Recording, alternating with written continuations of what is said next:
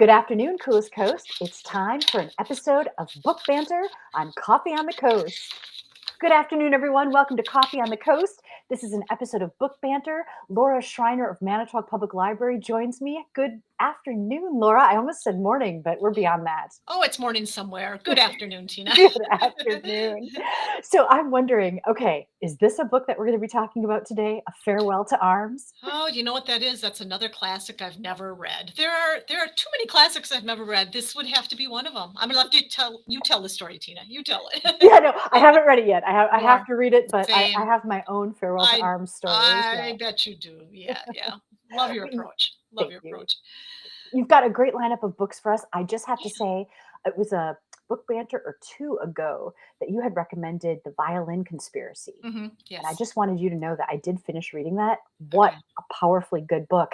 It But was. the premise, like already in chapter one, I almost felt nauseous. I was like, I don't know if I can keep going. Like I Yeah. set the book down and I thought, Oh, I know. There was a lot going on there. And it was that family was well, they were hideous, just awful individuals. It's like, yeah, where's the redemption? Where are the nice people here? yeah. He was fighting everybody for everything. Yeah, it was Yeah, such yeah. a fast downward slope I know, regarding everything that I thought, I how is know. this gonna turn around? But Right, it right. was a very worthwhile read. I'm really I glad I read agree. it, but I'm glad you're glad because I was hoping, it's not for everybody, but I've mostly heard really good things from people about it. So I'm I glad think you liked that's why it. recommendations are so valuable in They talking are. about books like this, Sure. because if I hadn't known your insight, if I hadn't known, like, it's a good read, keep Right. going, It's I going to might get not there. have been able to get over that hump of like, "Oh." I agree because it was really everything was going wrong. Like there is nothing going right here. And how much further can this slide? I'm glad you stayed with it. Yeah. Thanks for that great recommendation. So I'm so excited to see what you've got for us today. Sure. Let's start off with Uh, The $80 Champion by sure. Elizabeth Letts. Sure. So Elizabeth Letts writes really great nonfiction about horses. She's written one about a lady who took a ride across the country called The Ride of Her Life. That was set in like the 1930s America. Great book. We did that as a book discussion at Manitowoc Public. We did this one, $80 Champion, as a book discussion. It's a kit right now that groups take out, and everyone loves it. She also wrote another World War II tie-in called The Perfect Horse about stallions that were kidnapped by the Nazis. Again, a true story. But this one to me, $80 Champion, like if you don't love this horse, there's something so inherently wrong with you. I can't even tell you. He is bought off a rickety old truck bound for the slaughterhouse by a gentleman for $80. That's where the $80 comes in. And even back in the 1950s, that wasn't a lot of money to buy a horse. So the gentleman named Harry DeLayer, he ends up buying him, taking him to his home. His kids love him. He has this little, he's this horse. He's like the kid's horse, but he ends up in money trouble, has to sell him to a farm. But in the meantime, the kids are heartbroken. They sold a horse named Snowman, who is super lovable, super sweet. Harry had seen something in his eye. He always says there was a look in his eye that this horse had spirit, but he had to sell him for the cash, so he sells him to a farm down the road. All of a sudden the horse Snowman comes back. He shows up back at their house dragging, I'm trying to remember, he was dragging when he came back, he was dragging an old tire and a broken fence post. He had broken out of the pasture, and I forgot what it was exactly, but those are the things he's dragging. And so Harry realizes, boy, this guy's got spirit and spunk, and just kind of sold, not the farm, but like he was willing to risk everything to develop a show jumping horse, which I didn't even know was a thing. I don't know if that's a big thing anymore, but apparently there was a big circuit, at least back in the 1950s, of horse thoroughbreds that would show jump over higher obstacles. Madison Square Garden, all these places. This horse was an outsider. They were outsiders. They shouldn't have made any inroads. He's an old $80 horse that almost went to the factory, and so they had a lot of things to overcome, but they just began building a reputation. And by 1958, he won the National Show Horse What? at Madison Square Garden. And so they talk about it. It's set during, of course, Cold War America. So you get a kind of feel for America at the time, which I love that era too. I think that's fascinating. Yeah. And there's family dynamics there. He's the kid's horse, but he's also dad's kind of moneymaker, frankly. But they never treated him like just a moneymaker. He was the horse everybody loved, like the whole family. you have to read the story to like get a sense of this horse's spirit. And I don't know a thing about horses. I know about dogs. I don't know horses, but if you don't fall in love with this horse, and I have to tell you, because people wonder and ask, yes, eventually he passes, but it's not like a tragic death. It's very much a footnote at the end. It's not like you watch him decline and decline, and it's tearing your heart out. It's not like Hmm. so it's not. There's not a ton of sadness. It's much more about never give up. Everybody's got something extraordinary to offer. And I'm telling you, this horse, like, I just wish I had known him because he just seems like the coolest animal ever. I mean, What can a you imagine? story of He breaks. triumph. I know he breaks out and he's dragging a tire and a fence post and he shows it back in their yard. I mean, he wasn't going to be denied. So for a horse with that much spirit, why Yeah, was he on the truck to go to the slaughterhouse in the first place? he was left over at some sale, and I guess he didn't look impressive. He was kind of like a dirty white. I guess this Harry, who became known as the Flying Dutchman, because he was flying, with the horse. Saw something in him, saw some spirit, but he wasn't a beautiful, remarkable looking horse until maybe you looked him in the eye and saw something there. But Never judge a book by its cover. I know he probably didn't look as impressive as whoever else was at the sale or whatever that day. He was just like a leftover. Oh, but like you said, never judge a horse or a book by its cover or its coat or whatever you want to say. Yeah, It's a great book. I I can't say that enough. love that. A story of triumph, of believing, Right. overcoming the odds. And this is a Right. true story? It is a true story. Absolutely. Yep. He was a horse with some spirit, but like I said, except for this Harry who buys him at the end of the day, this leftover horse. Well, I guess I'll take that one. Changed his life, and the horse had a beautiful life. I mean, he was not a moneymaker in the way that sometimes thoroughbreds maybe are treated now. Like, how much am I going to win off this horse? He had a relationship first with the family, and then he became, the spunky horse that could do everything. And so in the end, he did make money for the family? Oh, yeah, he put them on the map. He did make money, but that wasn't why they loved him, if that makes a difference, which to me Yeah. it does. Yeah, they loved him first. Like, that They just loved him happened first. after. Yeah, it just happened to come with this amazing package. He's a cool horse, and there's some neat photos in it and stuff. It reads like the best fiction. It really does. It's a great book. What a beautiful story. And so you said the author, Elizabeth Letts, Hmm. really understands horses too. She So you get the kind of accurate. Yeah, she writes fiction. She writes all across genres. She's written some children's books, but she writes, I think, the relationships between horses and people. I think she writes it really well. Yeah, Lovely. Oh, yeah, that's yeah. awesome. Is this a recent release or No, is this an older no, book? that's what I wanted to mention you. 2011 New York Times bestseller. It's like 14 years Oh, old, 13, 14 years. It is by no means new. It's not like you'd have to, well, maybe you would have to wait in line, say, I don't even know if it's on Libby, for example, but it shouldn't be, oh, there's long holds list. People know of this book. It's wellish enough known, but it's not like lengthy holds list. You'll never get it for a year. It's just a really solid story of hope. I love it. That's the $80 Champion by Elizabeth Letts. Well, let's switch gears. Then you've got another recommendation, Killer Yeah. Darlings by Well, Peter Swanson. which, as we've talked about, is one of our kind of nearly favorite mystery author. Writes great suspense. This is a 2025. It's very, very new. I have to admit, I'm only halfway through it. My coworkers have told me it's fantastic, and I'm going to believe them. Huge twist at the end, but that's what Peter Swanson does if you know him at all. However, this one is written going backwards in time. It starts in 2023 at Tom and Wendy are a married couple. It's their 50th birthday party. And then it goes back in time to explain why some of the things are happening and how they're happening, and keeps alluding to a secret.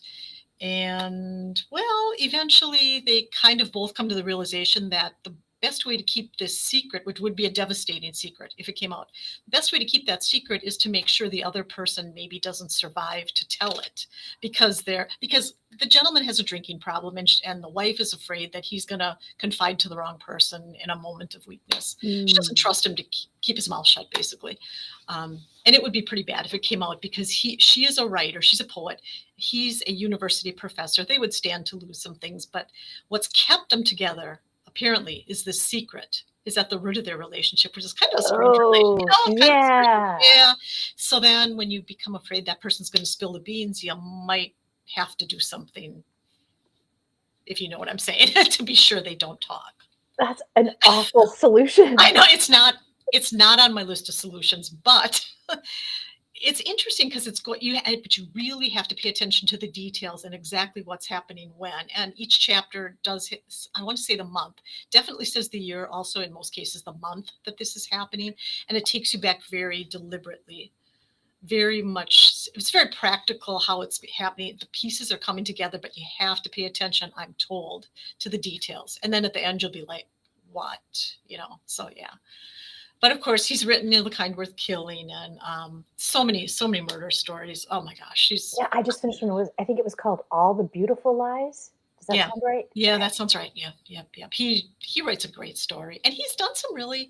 You kind of want to say how many groundbreaking things could continue to be written in fiction, like what hasn't been done yet. But I think in some ways he tends to find Eight Perfect Murders was murders based on eight classic crime stories. Did you read that one at one point? Eight Perfect Eight Perfect. Murders. Yeah. I don't know if I don't think I did. It's a good couple of years ago now, and so that one was someone was copying murders out of classic stories, but you would have to know the stories to know that there's a tie there, So he comes up with some pretty innovative, I think, fresh takes on things. And this writing it backwards, maybe someone else has done that. I'm not aware of that really, but it's pretty cool. Yeah, he does seem to offer. I think that's what I appreciate about him is each of the novels I've read by him. Right. It is a fresh take on the It is genre. very, yeah, because you want to say, what else, what's not been done yet.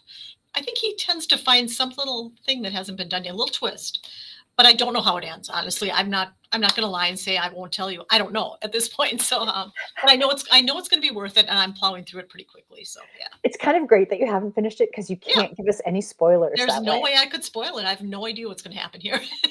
So it's interesting. The title is really intriguing because, like in the Yeah. creative industry, we use "kill your darlings" quite often. Like That's if we're what I think working on writing or telling a story or anything, we always go through. If we're putting a video together, is there anything that we love and we've got it in there just because we love it, but it's not helping drive the story forward? Like, is there anything that if we Oh. kill, even though it's a darling, it Okay, would sure. make it a better story? Okay. So I love it that that's the name of this, and I wonder Okay. how That's many. probably, yeah. How much of that he had to do even writing it? Probably. I can see there probably is a backstory to the title. I'm sure there is, knowing him. Everything's very intentional, so I'm sure that's probably a tie-in. Yeah. Interesting. Oh, Yeah. cool. Okay, excellent. Well, I'm intrigued by this next one. It's called A 40-Year Kiss by Right. Nicholas Butler. So Nicholas Butler wrote Shotgun Love Songs, which was set in Wisconsin. That came out maybe 11 or 12, maybe even earlier. He's a pretty well-known Wisconsin writer. He has been at the public library. We had him come in to speak once. He's a really nice man, very humble, showed up in a Packers sweatshirt. We didn't even know he was a speaker. We're like, oh, well, I wonder where the speaker is. We thought he was part of the audience. He's so unassuming. But he's very genuine. It's been a while since he's written something. He tends to get a little kind of dark sometimes. He's written there was one that was set in a Boy Scout camp years ago, and it was so dark. I mean, it was very poignant, but it was just incredibly dark and kind of draining. He's written short stories. Shotgun Love Songs was his big one. Now this one has come out. So this is a couple who was married for 4 years, 40 years ago. They married really young. There were some problems, alcoholism, just being too young, a whole bunch of things that didn't work in their favor. Split up. The gentleman left the state, did pretty well for himself financially. Life hasn't been as kind to her, but he's always wanted to get back with her. So he comes back 40 years later to small town Wisconsin, reconnects with her, isn't sure she'll even give him a chance. At first, she kind of doesn't want to. She's got her own secrets and her own difficulties and things she doesn't necessarily want him to find out either. And I mean, it sounds maybe unlikely, like, okay, sure, there's no way, but second chances, those can happen. They really can. And I mean, they're very likable characters. He writes a beautiful story, I think, all things considered, really kind of believable characters, considering, okay, 40 years later, you're going to get together with this person. I wouldn't say they pick up where they leave off because there's a lot of hurt and there's a lot of regret and everything that they have to work through. But, they're both flawed. They both have seen a lot of life in 40 years. And so it's not like they're not the same person just 40 years later.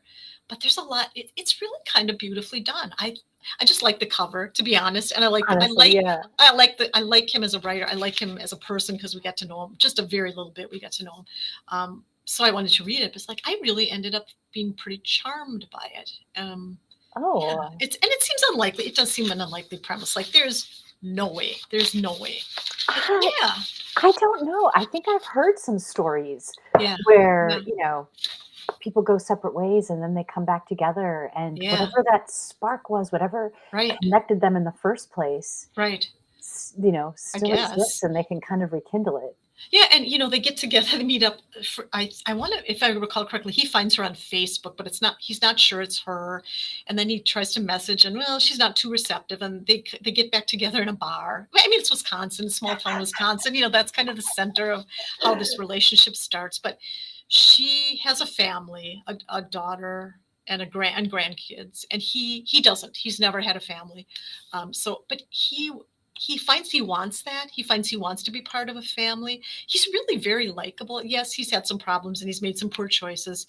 And as I said, she's financially not as stable. Life is pretty tough for her. But he's kind of a likable guy. He really is, despite his things and her things. And you're rooting for him, of You course. Or are? Oh, you okay. wouldn't read him if you wouldn't finish reading if you weren't, Mm. or you didn't think there was some redemption there. But it's a really pretty good story. I went through it pretty quickly. It's pretty straightforward. There's not a lot. Well, that's not true. There's a secret there too, but it's not like super angsty. Like, oh, I really have to think this through. It's pretty straightforward. Yeah, Okay. Is it yeah. pretty easily written too, or do you need your dictionary by your No, no, side? no, no, no, no. He uses words really beautifully, but it's written in a tone that you would understand words. It's not pretentious or anything like that. Yeah. It's just it kind of makes you hopeful, that things could be different or better. Or who knows what the future holds? All kinds of good stuff like that. Yeah, Yeah, right. That's interesting. Who knows what the future holds? So something that yeah, seems so permanently yeah, finished. yeah. There All was of a sudden, no 40 way, years later, there's no this. way. Yeah, it's not. It's the same person. It's the same named person, and they might resemble each other, but they have changed fundamentally. But there's still that thing there. Yeah, yeah, Cool. All right, that's A 40-Year Kiss by Nicholas Butler. All right, moving on, you've got another one, The Quiet Librarian by yeah. Alan Eskins. Yeah. So what it says across the bottom there is nationally best-selling author of The Life We Bury, which we talked about a while ago. Yeah. Yeah, yeah. So that one is set in Minneapolis. This one's also set in Minneapolis. This is a librarian, middle-aged librarian, quiet lady living in the Twin Cities, wearing her cardigan. As we talk about, we have our library cardigan thing.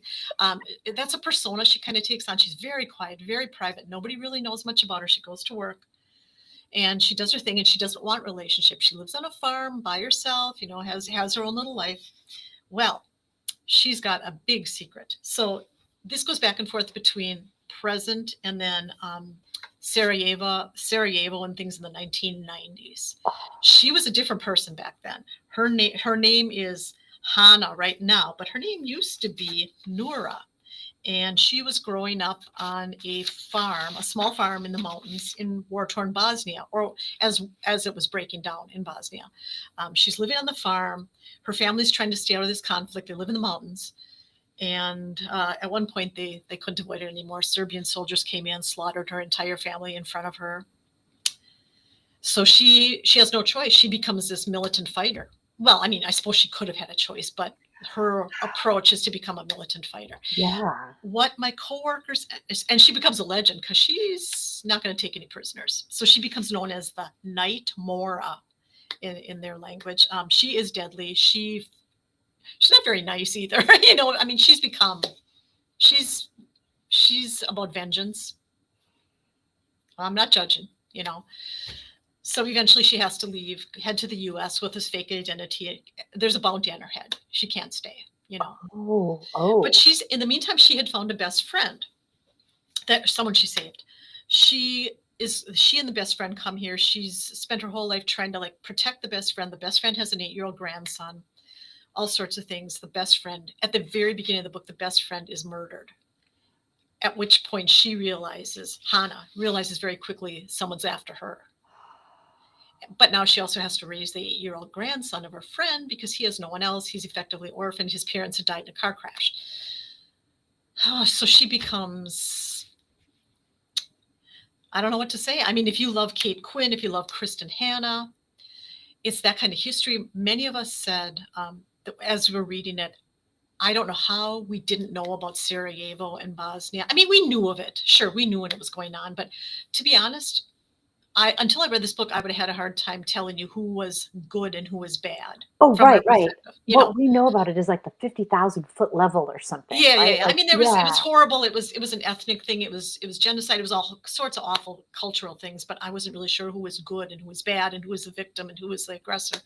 Um, yeah, it really does make you think. I really wanna read this. And you It's mentioned very good. Kristen Hanna Right. and who's the other Well, girl? the other person that I saw her referred to as like Kate Quinn, like the Oh, Diamond Eye and the Rose Coat and things that's like that. Yeah. exactly what I was thinking about when Right. you were Right. describing it was the diamond Right. eye. Right. Diamond. Yeah. Exactly. You don't know what you're made of. You don't know what you might become if the unthinkable happens. She and her family didn't go looking for this, but her parents and her younger brother were murdered right in front of her. Well, what do you think that's going to do to a person? You're not going to be unchanged. You're not. So you can understand her choices. And at the heart of it, she's very fiercely loyal and protective and all the good things that you want to believe. But for, how many years, 30 years, she's lived this completely different life that no one would have had any idea. Her coworkers don't know. No one knows this about her. She's tried to hide it, but it's forced back on her, you know. And So she is comes this up a true story or is this historical I no, fiction? I don't. This is historical fiction. Yeah, I mean, it maybe similar things have happened. I'm sure they did, but there's also a police sergeant or whatever involved that's investigating the case who kind of befriends her, and I think he knows there's something with her, but he doesn't quite know what. But she realizes who's come back and what she has to do to protect her little, I guess, about to be adopted little grandson sort of figure and protect him. And she will do anything to protect those she loves. She will do anything, Tina. She really will. Yeah. Wow. Yeah. Wow. Yeah. I All mean, right. it's a really captivating story. Yeah. Yeah. Yeah, and that sounds like a period in history that you're right. I don't know enough about. No, most of us don't. And so it did, inspire me again to go look some things up and go, I feel like I should have known more about this. How, not that you don't care, but you live your life and you can't take on every single thing sometimes. You just can't. So I mean, at that time I had three little kids. I didn't have a ton of time. I've got my job, I've got my parents, I've got, my husband, I knew it, I was aware of it, but I Well, wasn't. and frankly, it was far away. It didn't Yeah. Yeah. directly affect us. So of Nope. all the things we had to pay attention to, that Yeah. was easier to set aside. Right. I think all we maybe knew of Sarajevo is the Olympics had been there. I mean, Right. that's what I've Right. heard about Sarajevo. And that's, oh, this seems really bad over there, whatever. Seems horrific, all kinds of atrocities. But this makes it very personal. And, while she is fictitious, I'm sure these things happened. Yeah.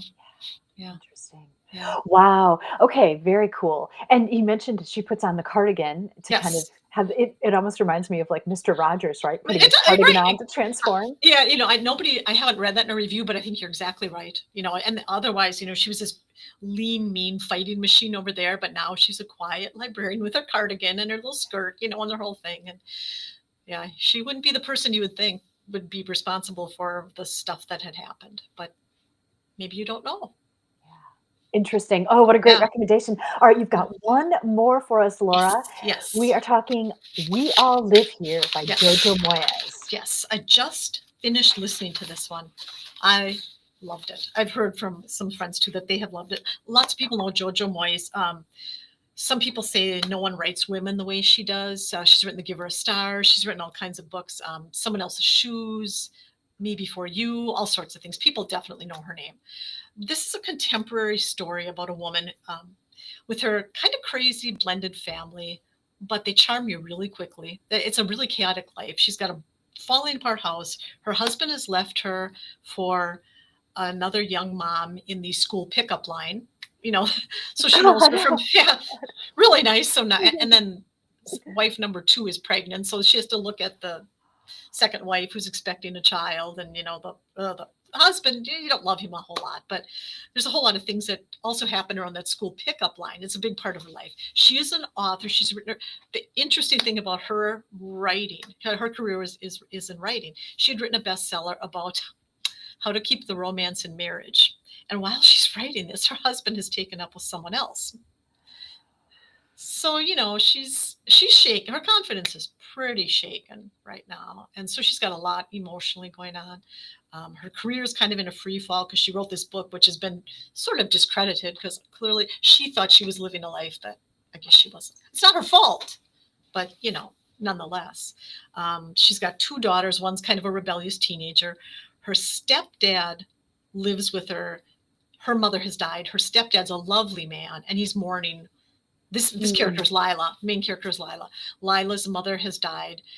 Her stepdad is mourning him, so they kind of keep her memory alive that way by bonding together. And the stepdad wants to look out for Lila and her daughters. He's lovely. He's just lovely.